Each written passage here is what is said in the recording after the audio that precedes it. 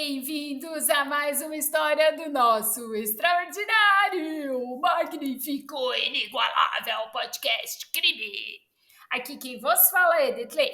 Sou uma curiosa que toda semana conto um crime baseado num fato real. Antes de mais nada, muito obrigada por compartilhar com o Papagaio Periquito. Muito obrigada, Papagaio Periquito, por dar os likes e os comentários, porque isso ajuda muito ao canal continuar crescendo.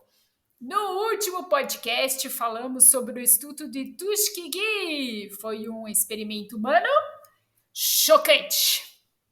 Lançado nos Estados Unidos em 1932, onde trabalhadores afro-americanos que sofriam de sífilis se tornaram vítimas, que os médicos do governo não curaram, eles simplesmente ficavam observando esses americanos morrerem de sífilis.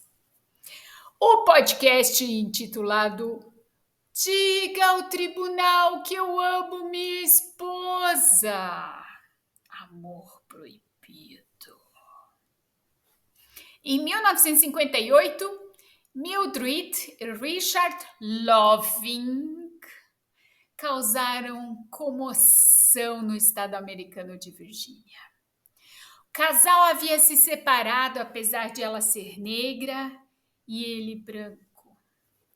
Eles foram presos, deportados e acabaram lutando por seu amor no tribunal. O julgamento mudou os Estados Unidos para sempre.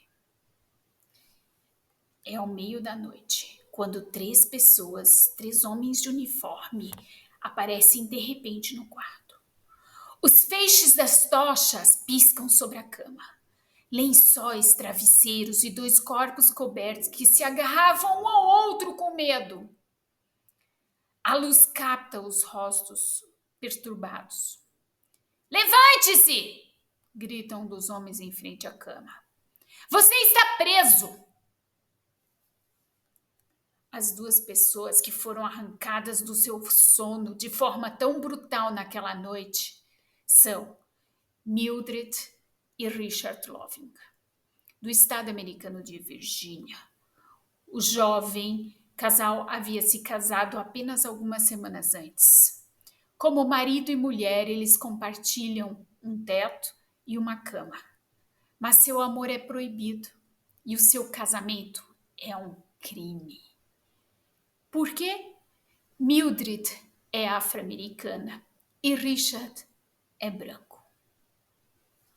Sua prisão naquela noite marca o início de uma batalha para os intimidados Lovings, que durará anos.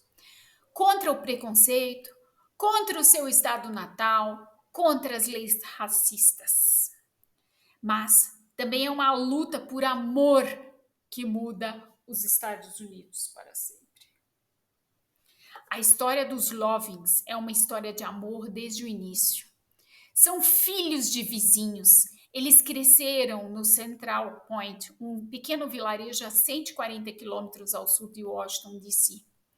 No final da década de 1950, ainda havia uma rígida segregação racial em 24 estados, incluindo a Virgínia, no leste dos Estados Unidos. As regras chamadas leis anti-miscigenação proibiam a mistura de raças. Perante a lei, o quarto de dormir, em casa e perante Deus. Em julho de 1958, quando o casal foi preso, o casamento de duas pessoas de cor de pele diferente era considerado um crime punível com prisão. No condado de Caroline, uma área rural no leste da Virgínia, as regras são diferentes. Sem serem perturbados pelo racismo e pelo crescente movimento pelos direitos civis em todo o país, os residentes de lá levam uma vida simples e isolada. Negros, brancos, nativos americanos frequentam escolas e igrejas diferentes, mas vivem juntos, como amigos, colegas, parceiros. Mildred e Richard Loving não são exceção. Aos 11 anos de idade, Mildred, cujos ancestrais têm raízes afro-americanas e nativas americanas, conhece o garoto da casa ao lado, Richard, 6 anos mais velho. Richard abandonou a escola de ensino médio para estudantes brancos depois de um ano para ganhar dinheiro como faz tudo. Uma amizade que se desenvolve entre a pequena Mildred e o vigoroso Richard, seguida de um tenro caso de amor. Ambos são pessoas reservadas, mas amigos e conhecidos descrevem a ternura com que se tratavam. Quando Mildred engravidou aos 18 anos de idade, os dois viajaram para Washington, D.C. e se casaram lá. Richard sabe que as leis da Virgínia não permitem o casamento, mas não são contra Mildred. Ambos presumem que poderão continuar a viver juntos na Virgínia, sem serem molestados após seu retorno. O casal acredita que está seguro ali no quarto. Mas há alguém no condado da Caroline que não ignora a boa sorte desses dois. Após uma denúncia anônima, o xerife Garnett Brooks, seu delegado e o carcereiro invadem a casa dos Lovins no meio da noite e os prendem. Richard passa uma noite em uma cela na vizinha Bowling Green e Mildred só é libertada depois de 5 dias. Eles foram finalmente levados e julgados em janeiro de 1959. Deus Todo-Poderoso criou as raças brancas, negra, amarela, malaia e vermelha e as colocou em continentes diferentes. Foi a sentença do juiz Leon Basile. O que significa que Deus não queria que as raças se misturassem, segundo ele. Os Lovins, que não são pessoas instruídas, defendem seu amor e sua decisão de se casar. Eles se declaram culpados. O juiz Basílio os condena a 1 ano de prisão, a menos que o casal deixe a Virgínia por 25 anos seguintes. Os Lovins, então, vão para Washington, D.C. Por quase 5 anos, eles moram em um bairro degradado, nenhum lugar para criar filhos. O jovem casal sente falta da vida rural e protegida da Virgínia, de sua família e amigos. Pelo que entendi da lei, tínhamos permissão para voltar para fazer visitas se quiséssemos, explica Mildred em uma entrevista para a televisão em 1967. Quando voltamos na Páscoa, eles nos prenderam novamente. Talvez dessa vez o xerife os liberou por fiança. Mais uma vez, a jovem família teve que deixar a Virgínia e seus parentes imediatamente.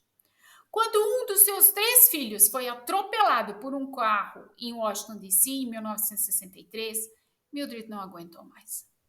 Com palavras simples e urgentes, ela escreveu para o procurador-geral Robert Kennedy, irmão do presidente.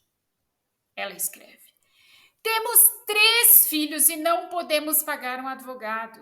Se puder, por favor, nos ajude.